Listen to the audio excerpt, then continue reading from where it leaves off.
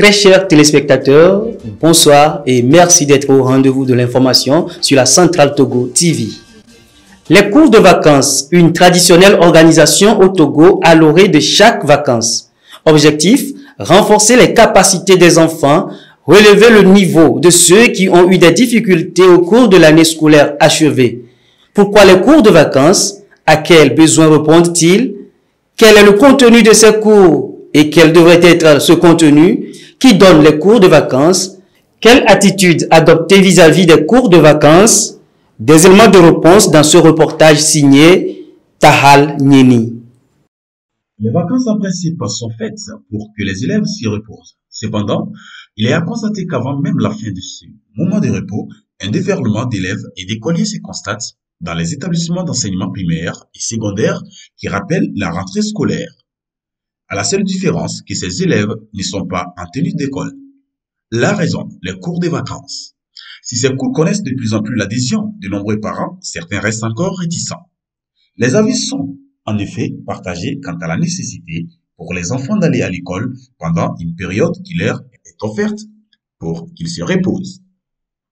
Pour la plupart des organisateurs de cours de vacances, il s'agit de renforcer les capacités des enfants, de relever le niveau de ceux qui ont eu des difficultés au cours de l'année scolaire, d'une part, et de permettre aux participants à ces cours d'avoir une longueur d'avance sur l'année scolaire suivante, d'autre part. Voyons quelle attitude adopter vis-à-vis des cours de vacances avec les acteurs du secteur éducatif.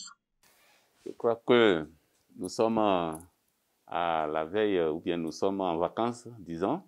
Nous sommes en pleine vacances. Les enfants sont laissés pour se reposer. On a laissé les enfants pour se reposer.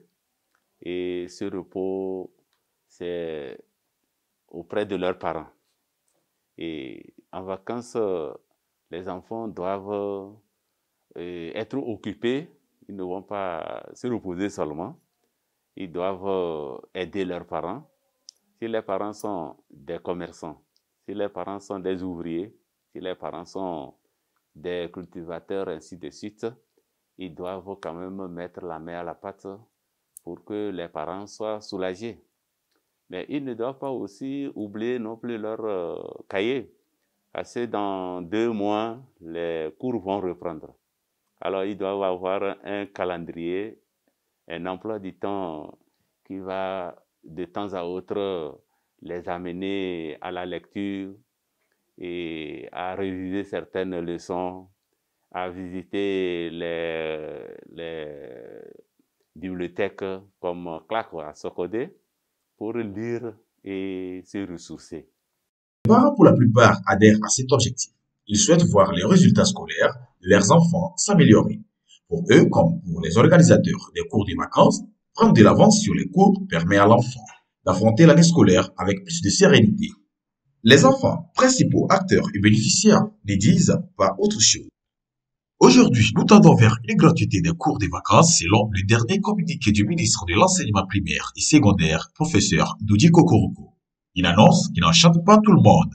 Les vacances comme un job pour eux, ça dit ceux qui utilisent ça comme un gain ça, dans les vacances, ils risquent de perdre leur métier. Ils risquent parce qu'on ne peut pas les craies et consorts, les bics, les cahiers, comment faire aussi pour satisfaire eux aussi, c'est-à-dire les enseignants, leurs besoins à la maison.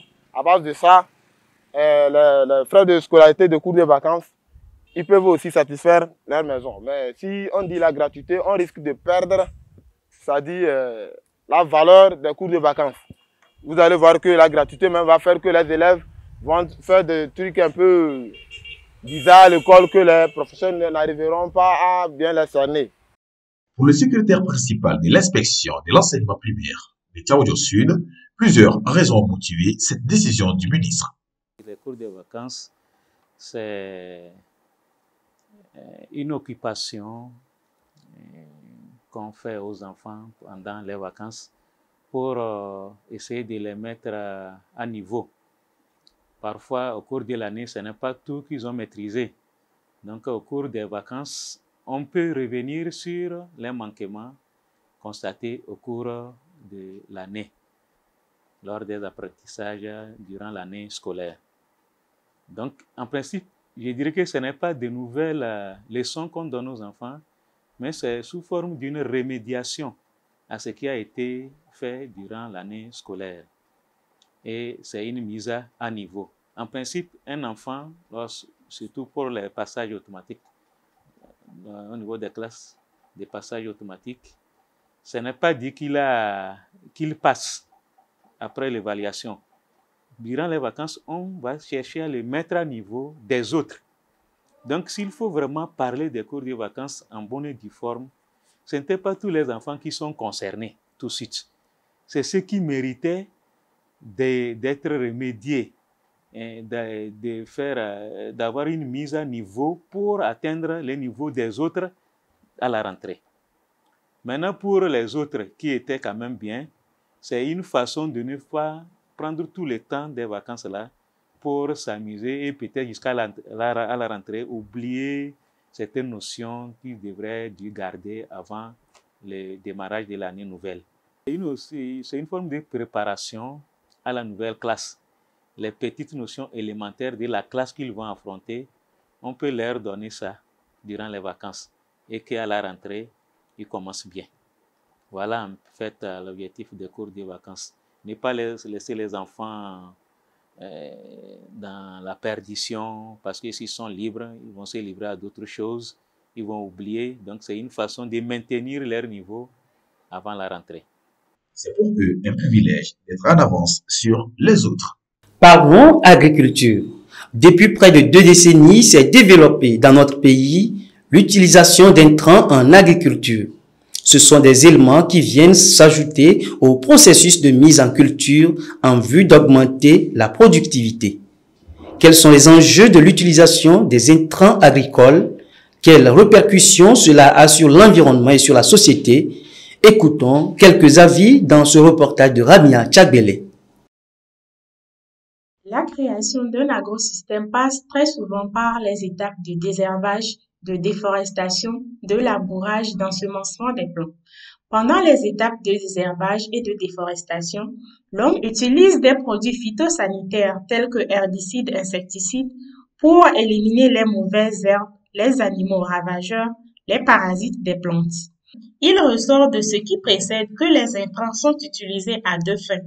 Comme source de substances minérales nécessaires à la croissance des végétaux chlorophylliens, il permet ainsi de stimuler la production primaire des végétaux chlorophylliens. Ces intrants portent le nom d'engrais. Ensuite, pour lutter contre les herbes ou végétaux indésirables, contre les insectes et contre toute espèce parasite des plantes d'intérêt, ces produits sont regroupés sous l'appellation de produits phytosanitaires. Les conséquences de l'utilisation des intrants sont multiples. Moi, j'aime utiliser ces produits parce que ça gagne en temps.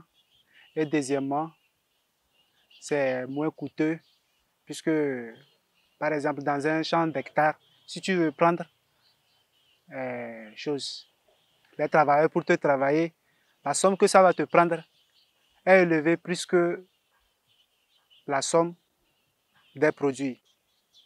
Et troisièmement, le rendement aussi est bien, ça donne bien le rendement. Et moi-même, je me fatigue moins. Et à la fin, la sensation est bonne, quoi. Cet avis n'est pas partagé par Isaka, agriculteur de substance. Oui, je n'aime pas utiliser les produits chimiques parce que, de un, ça nuit à la santé. Ça crée certaines maladies que nous-mêmes, ça nous dérange dans notre organisme. Et de deux, ça rend les pauvres, les terres pauvres. Ça rend les sols pauvres, car 2-3 fois que vous allez cultiver ça, la terre est tellement pauvre et les rendements ne donnent rien. Et de 3, moi-même j'ai la force à utiliser ma force physique pour mes propres champs. Et mes rendements sont meilleurs aussi. Le travail, je me fatigue plus quand même, mais je me concentre à mieux utiliser ma force pour ne pas utiliser les engrais chimiques. À une certaine concentration, ces produits provoquent chez l'homme des cancers et de nombreux dysfonctionnements de l'organisme. En somme, L'utilisation des intrants permet d'optimiser les rendements des agrosystèmes. Toutefois, ils sont nocifs pour l'homme et son environnement. En Côte d'Ivoire, Laurent Gbagbo a réitéré sa volonté de faire libérer 110 Ivoiriens. La semaine dernière, l'ancien chef d'État avait déjà évoqué cette demande lors de sa rencontre avec le président Alassane Ouattara. Devant les proches des détenus, il a déclaré faire tout son possible pour les faire sortir de prison, affirmant que l'objectif de son programme est la libération de tous les prisonniers politiques.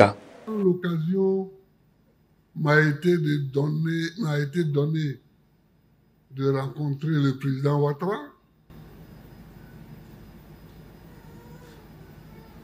Je lui ai posé un seul problème. La libération des prisonniers. Il ne m'a pas dit non.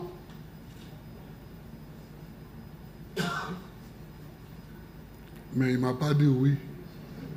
Parmi les détenus figurant sur la liste de Laurent Gbagbo figurent des personnes arrêtées pendant la crise de 2010-2011 et d'autres pendant la campagne présidentielle de l'année dernière.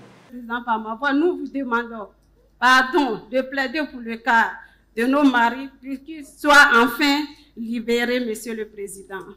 Alassane Ouattara aurait répondu à Laurent Gbagbo faire tout son possible à assouvir sa demande. Rappelons que les violences qui avaient éclaté en 2010-2011 avaient entraîné la mort de 3000 personnes. Au Mali, le Premier ministre a tout récemment présenté son plan d'action gouvernemental aux membres du Conseil national de transition à Bamako. Choguel Kokala Maïga qui a assuré à cette occasion que les élections censées ramener les civils au pouvoir auraient lieu comme prévu en février et mars 2022. Parce que les élections sont un processus et non une fin en soi, nous devons œuvrer à leur réhabilitation et à leur crédibilité. Malgré la bonne volonté affichée, le doute persiste quant à la faculté des autorités à tenir les échéances dans les mois qui leur restent car les obstacles auxquels le Mali est confronté sont considérables. La propagation djihadiste et les violences de toutes sortes vont de pair avec les graves crises politiques et sociales. Le Mali a encaissé 2 coups d'État militaires en 1 an. Les militaires qui restent les maîtres du pouvoir dans l'actuelle période transitoire. Le 24 mai, le colonel Assimi Goïta, chef de la junte, a fait écarter le président et le premier ministre de transition avant de se faire déclarer président et de nommer un nouveau chef de gouvernement en la personne de Kokala Maïga. Mesdames et messieurs, ainsi se referme cette édition. Merci à vous qui l'avez suivi. Nos programmes se poursuivent sur Central Togo TV. Au revoir, à la prochaine édition. Bye.